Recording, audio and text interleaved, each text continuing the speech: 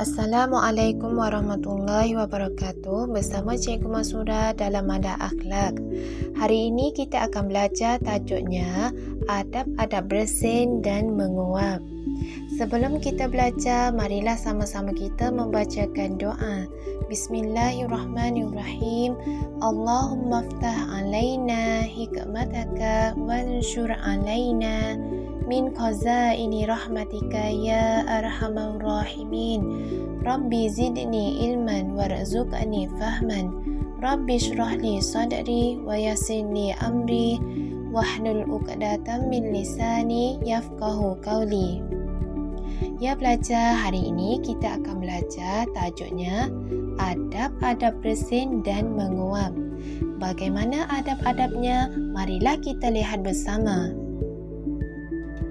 Sebagai umat Islam, segala perbuatan dan kegiatan yang kita lakukan telah diatur dalam adab-adab secara Islami, seperti adab mandi, adab bersin, ketika bermain dengan teman, ketika kita mau belajar atau mau makan, atau ketika kita mau masak, atau ketika kita menguap. Nah, apabila kita mengerjakannya sesuai dengan adab-adab yang diajarkan dalam Islam, maka perbuatan yang kita lakukan ini bernilai ibadah. Baik adik-adik, kita akan bahas dua adab dulu, adab bersin dan adab menguap dalam Islam. Simak baik-baik ya adik-adik. Yang pertama mengenai adab bersin. Bersin adalah keluarnya udara bercampur titik-titik air dari lubang hidung karena ada yang menyebabkannya. Penyebab bersin adalah karena udara kotor, lembab, debu, atau karena sakit flu. Bersin yang disebabkan karena sakit flu dapat menularkan penyakit kepada orang lain. Oleh karena itu, kita tidak boleh bersin sembarangan. Ketika bersin, Allah menghendaki kita menjadi sehat jasmani dan rohani. Setiap kita bersin, ada virus yang berbahaya yang keluar dari dalam tubuh kita. Jadi, jelaslah bagi kita apabila kita hendak bersin di hadapan orang banyak, maka haruslah dengan cara yang sopan. Dalam Islam sudah kita ajarkan mengenai adab bersin. Yang pertama, menjauhkan diri dari orang, makanan, dan minuman. Yang kedua, palingkan wajah kita ke sebelah kiri. Yang ketiga, tutuplah hidung dan mulut dengan sapu tangan atau dengan tisu. Yang keempat, bacalah Alhamdulillahirabbil alamin setelah bersin. Yang kelima, bersihkanlah hidung dan mulut dengan sapu tangan atau tisu setelah bersin. Yang keenam, bagi yang mendengar disunahkan membaca Yarhamukallah. Apabila yang bersinnya perempuan, maka kita ucapkan Yarhamukillah. Dan yang ketujuh, bagi orang yang bersin membalas doa dengan ucapan Yahdikumullah wa yuslihu balakum.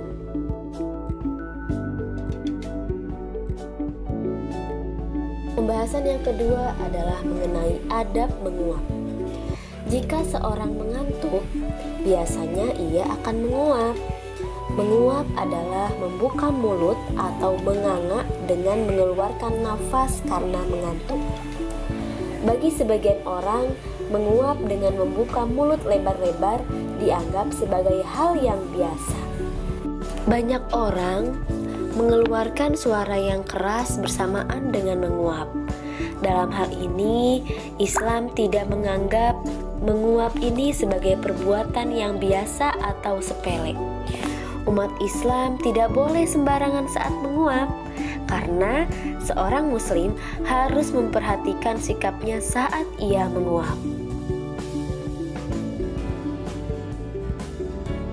Menguap tidak dilarang dalam Islam, namun dalam kesehariannya terdapat adab-adab yang harus diterapkan oleh umat Islam.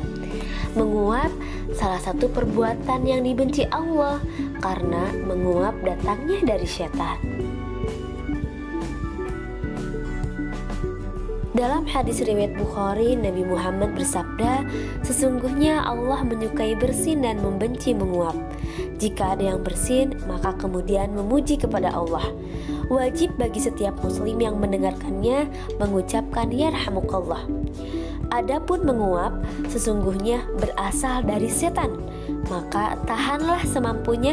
Jika dia mengucapkan hah, maka setan menertawahinya."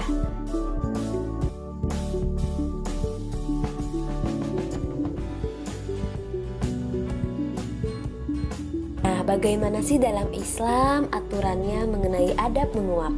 Pertama, menahan mulut sebisa mungkin dengan cara menggabungkan bibir. Yang kedua, menutup mulut dengan tangan kiri. Yang ketiga, tidak mengeluarkan suara "hah". Keempat, tidak membiarkan mulut ternganga dan terbuka. Kelima, berusaha untuk tidak mengeluarkan suara apapun, baik suara "hah" atau suara yang lain.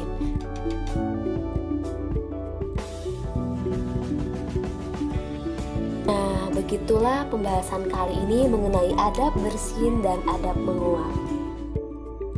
Itu dia pelajar, adab-adab bersin dan menguap.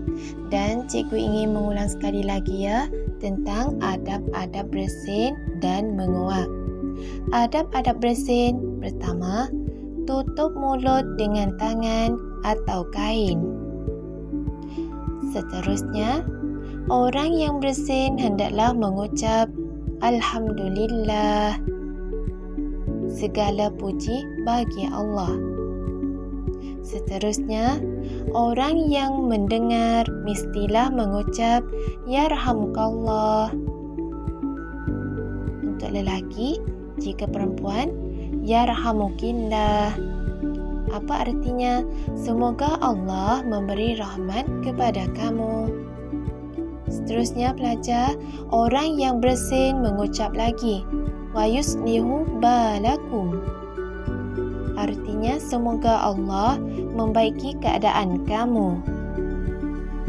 Seterusnya, jangan berdoa yarhamukallah kepada mereka yang tidak mengucap Alhamdulillah.